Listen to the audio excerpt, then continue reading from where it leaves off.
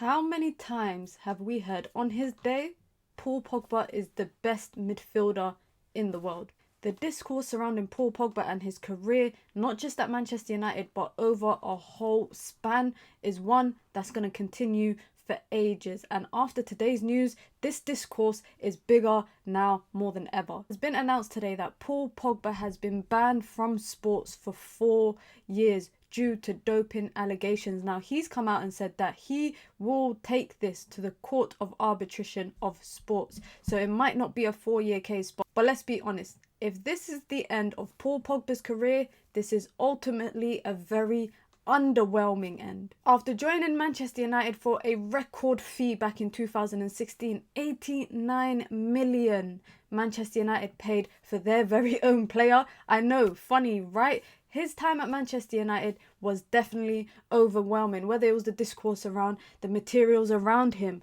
unlocking Pogba, the injury problems, the off-the-pitch issues, the media witch hunt against Paul Pogba. His time at Manchester United for me was a very disappointing one, and I am a big fan of Paul Pogba. Let's rewind this to 2012. Paul Pogba leaves United on a free to join Juventus, where he goes on to really establish himself on the global stage. The pink kits, the number 10, the Pogba and Pirlo partnership. He really announced himself to the world, making 178 appearances and scoring 34 times for the Italian Giants.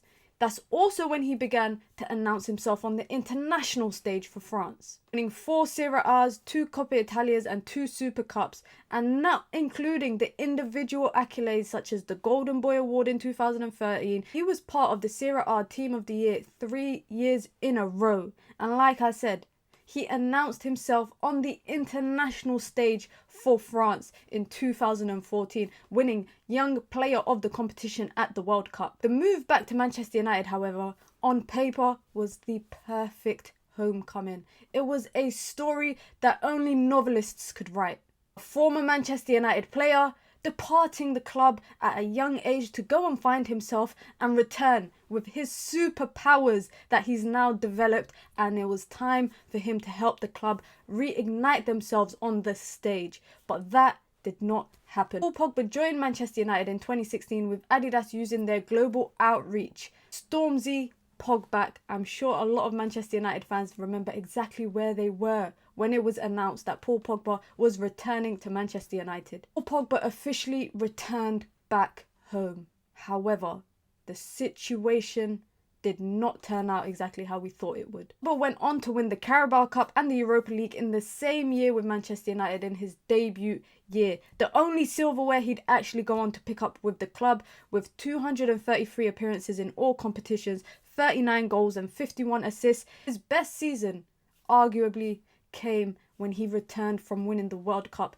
in 2018. Fresh of a World Cup win, he scored 16 goals in 47 appearances in what many fans probably finally thought this was the time Paul Pogba would finally deliver for Manchester United in the 2018-2019 season. But that did not happen. With an ever-changing role in the midfield, whether it was a double pivot, whether it was a lone 6, whether it was left side of the midfield, which I think was his best position for Manchester United, Paul Pogba's time that season did not turn into what many Manchester United fans thought it would be. Finally felt like he found his place in the team.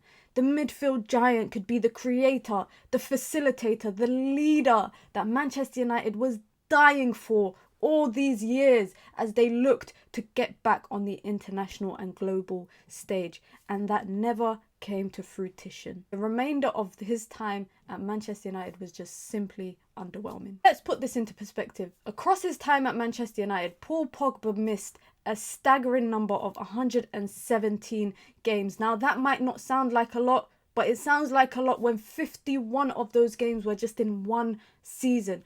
Ironically, Paul Pogba's best season fitness-wise was those 2 years that he was performing for the club. His debut year in the 16-17 season when he won Europa League and Carabao Cup, and he scored a goal in the final, and he was part of the Europa League Team of the Year, and the season that he returned back from winning the World Cup. That saw his lowest number of injuries and games missed for the club. He missed 5 in the first season and 6 games after coming back from the World Cup, but 117 games missed across the course of his time at Manchester United, and just under half of those in one season. Paul Pogba's final season at Manchester United, well, it's no secret that it was just disappointed. He started it well, Cristiano Ronaldo returning 4 assists in one game, and the rest of the season just went up in flames. It ended absolutely horribly. It was becoming more and more evident that Paul Pogba would leave the club on a free again. Rest of the season was injuries, inconsistencies, and telling off from the fans. I remember being at Old Trafford, Norwich at home. Cristiano Ronaldo scores a hat-trick. Paul Pogba is subbed off and the stadium erupts with boos. Imagine that, your final season at the club where you've been there for so long, and the fans felt disconnected from Paul Pogba. His final appearance for Man United was that 10-minute cameo at Anfield where he came off because of an injury, and that just seemed to sum up his career once he left the club. Not gonna lie, it wasn't all bad memories, because when I think about Paul Pogba at Manchester United, I think, of course, the hairstyles, the dancing, all of that stuff. Graham Souness having a bollocking on Sky Sports about him. But when I think about Paul Pogba, I remember that game at the Etihad. Manchester United 2-0 down. City needed a win to win the title. Paul Pogba scores 2 goals. Smalling scores the winner. Manchester United walk away with the 3 points, of course, and just stop City from winning the title versus them. That's it. It's just bragging rights for that. City went on to win the title inevitably, but what a story it would have been for Manchester rivals if they had won the title by beating Manchester United at home. Unfortunately though, Paul Pogba's time at United, he will be remembered as a player on his day. Those 3 words, I'm sure every Man United fan has heard it before, time and time again. On his day, Paul Pogba was the best player for Manchester United in the midfield. But unfortunately, Man United never got that on his day performance every single game. Since departing Manchester United on a free, Paul Pogba returned back to Juve, since going back before going out injured again, and then this season was an unused player as a substitute, then was tested, and now he finds himself in the situation that he does now. Doping allegations, a 4-year ban that he will probably dispute in the eyes of the law. But right now, as it stands, Paul Pogba will not be playing football for the next 4 years. And do you know what that means? By the time his ban probably finishes, he will be 35. At that age, that's the age that a lot of footballers decide to start calling it quits on their career. Paul Pogba could possibly be ending his career today. And since leaving Manchester United, it's been a whirlwind of a life for Paul Pogba. His close friend and agent, Mino Raiola, died. He finds himself at the centre of an ongoing court case against his brother and childhood friends, and of course today it was announced he will serve a 4-year ban for doping.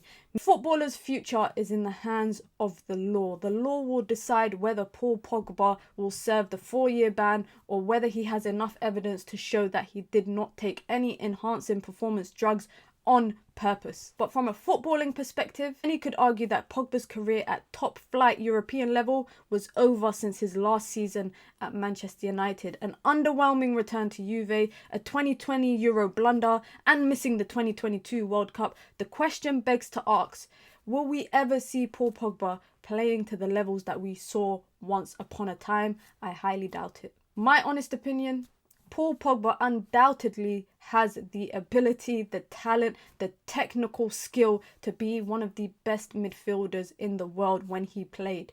But that wasn't always the case. Whether it was the idea of unlocking him by providing partners to him in the midfield, whether it was playing him out of position and not playing him in his preferred place, whether it was the witch hunt from the media at some times, whether it was about his hair, his dancing, his recreational activities that he does outside of football, whatever it was, Paul Pogba was always in the spotlight. And you know who actually mentioned it? Jose Mourinho made a very valid point and stated that the reason why Paul Pogba always succeeded with the French national team is because when you go to international tournaments like the Euros, like the World Cup, you are in a camp. You are secluded from everything. You don't have outside distractions, whereas During the duration of a football season over 8, 9, 10 months, you have ups and downs in the seasons. You have times where you're playing big opponents. You have times where you're playing lower opponents. And unfortunately, Jose Mourinho suggested that maybe Paul Pogba struggled with that. I might say joining Manchester United was the worst decision that Paul Pogba ever made. Some might say he was overrated. Some might say he was underappreciated. Never reached the levels a player like him should have reached. 20 years from now, football fans will probably look back at Paul Pogba's career and think, what if? Let me know what you think below of Paul Pogba's career. You guys know what it is. It's your girl Mina. Be sure to hit the like button.